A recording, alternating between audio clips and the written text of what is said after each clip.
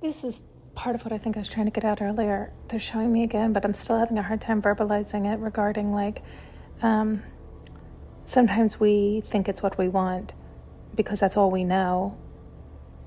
And it's maybe like the best you've known it to be, like whatever the category you're feeling or whatever. And so it can be really challenging to let go of that for better when it's like, are you sure? Because I thought that was as good as it gets. But are you happy there? Well, I'd rather not. But I mean, if that's what it is. They were showing this in many ways. And I'm just...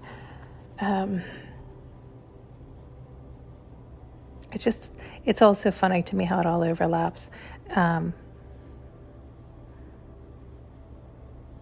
Well, this isn't exactly the same thing, but they're showing this now, and I guess it kind of relates where, for the longest time, I was able to do many things naturally that are apparently not normal or natural. Well, they are normal and natural, but maybe others don't do them. Maybe, I don't know. But like how they'll take me to different spots and locations, or astral projecting, or all these different things that, like when I first would learn, like when I learned what a dream was, right? And then I was like, oh, that's just what they call that. Or I would hear the term daydreaming, and then I'd be like, oh, that's what they call that. But then I would quickly recognize, no, you're actively using your imagination when you're daydreaming. This is not that. That is not what I'm referencing. And so this is also why it's like until people experience some of the things that you reference or I'm referencing or that are being spoken about, it just seems like it's something else than what it is.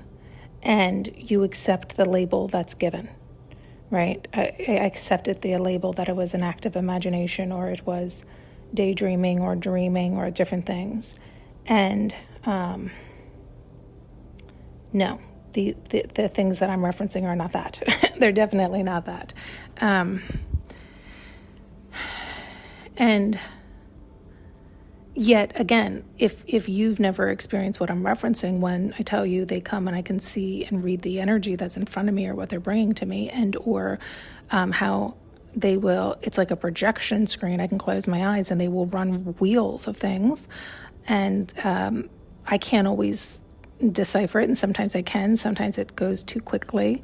Sometimes I can stare at a blank wall and they'll start to show me images. And it does make me wonder, like, oh, can somebody else see that? Can you all see what I can see? Right? Like, because it's so wild. I mean, sometimes I've had so many different things happen that are not my imagination.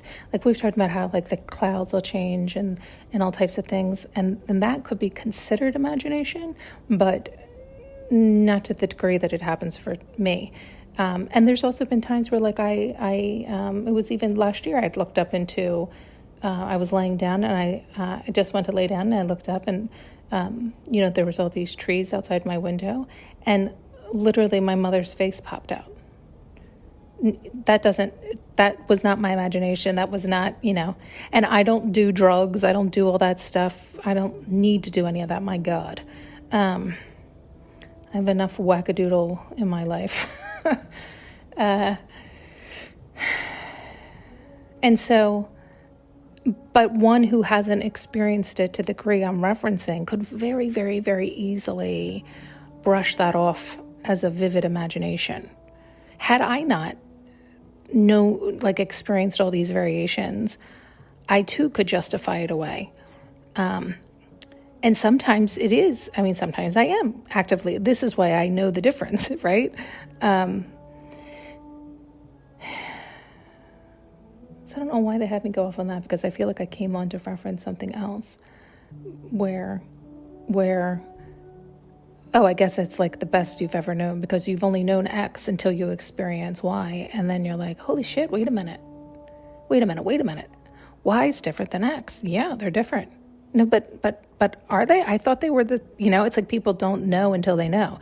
They don't know until they've actually experienced it. It's just like love, right? Like You only know the degree of love that you know to what you've experienced, meaning how much you've actually loved yourself.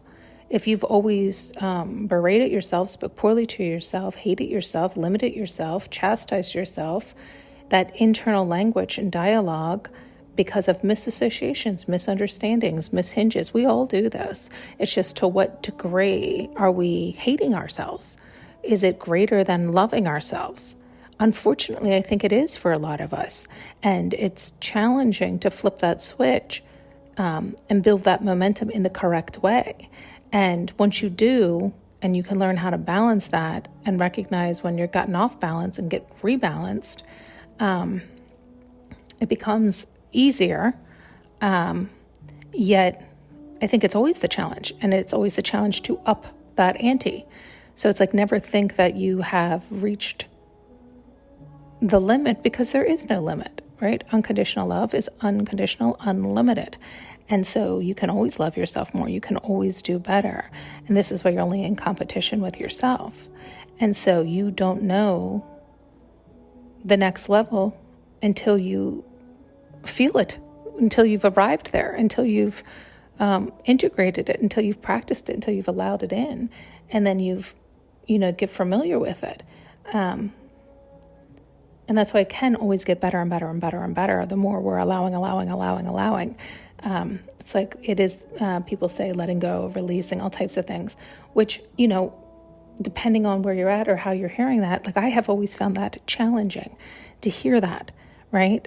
To understand it in that way, where we don't always recognize we're gripping to let go. It's like we're clenched and frozen there. So it's normal. So it's like, what? Let go of what? I'm not tense or tight. I'm not right? This is normal, right?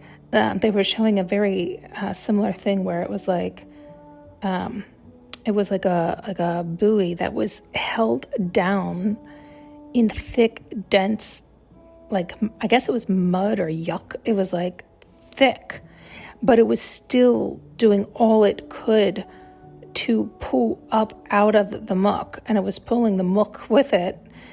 And at one point, it finally busted free of all the gook around it, and it flew, like it skyrocketed, like it scared me. It skyrocketed all the way up to the top. And it was like, oh my God, this is so freeing. This is so light. This feels so fucking amazing. Like it just was incredible. And it gave me, even though it was giving me that vision, it gave me a very similar feeling and the sensation of like when they float me.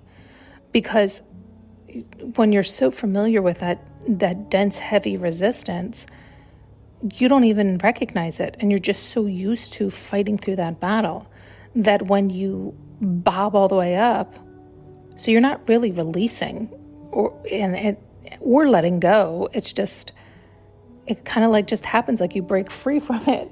And then it's just a natural result, a natural consequence is, but you could say letting go. You could say, like people say in all different types of ways based on their experience or understanding or how it's, formulating in their mind. And, but here's what's interesting is so, you bob all the way up, you feel so free, you feel so light, you feel so amazing, but it's new. It's unfamiliar. You have not familiarized yourself with that feeling. And so though you love it, though it feels incredible, though you can't believe it exists because you never knew it before, some people, it's not that they get bored, but they almost get, I guess, confused or I think confused might be the best word, because then they want to almost go back into that heavy resistance because it's what they know. It's back into the known. It's back into the familiar. It's back into the, it's almost back, it's like saying you want to go back asleep because it's back to not having to think about it. So you hated it, you didn't like it, you weren't free, you weren't comfortable, you weren't all these things, but you no longer had to think about it. It's like the idea of the devil, right? It's like you can fight that with one hand behind your back because it's old news. So why would you want to stay there? but many people do. And it's simply because they haven't allowed themselves to integrate that unknown familiar, to make it familiar, to make it their new baseline, to make it their new comfortable position. And so once they get there at that comfortable position, who knows where they can go? They thought they reached the top there. And in that imagery, it appeared that was the case as well, right? But who knows, right? Where will that float you? Where will that take you? Or maybe you'll start to fly, right? Like you can, there's always more, but we can't always see it from where we're at. And we always have to make the choice. What do we truly want? And are we ready to go into that unfamiliar and make that unfamiliar comfortable until we're ready for the new unfamiliar? Because we're always up leveling if we choose to, or we can stay stagnant, stuck, and start to decay and die. And that's out of fear. That's out of choosing to go back to sleep. That's out of choosing to not do the uncomfortable thing or the scary thing or the unfamiliar thing or however you want to verbalize it. And it's basically you don't want to utilize your tool. You don't. You want your tool to run on autopilot so you can be back asleep. Because it does take effort to remain awake. It does take effort to make sure that you are remaining in charge and aren't falling back asleep. It takes effort because for so long we've been asleep. So that's the familiar pattern. And so it's like you have to constantly reawaken yourself and make sure that you're reawakened until it becomes the new familiar and it's truly integrated. But again, even then, as you up level, you can choose to up level further or again stay at one point. You're going to fall asleep there. This is the whole point of evolution, right? So it's like there is no stopping. There is no end point. And this is why they say there's always a choice. You can always jump off.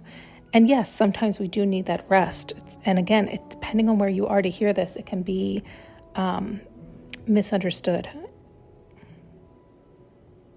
And it is what it is. Thanks so much for tuning in and listening. You can now purchase an audio journey with me using the link below.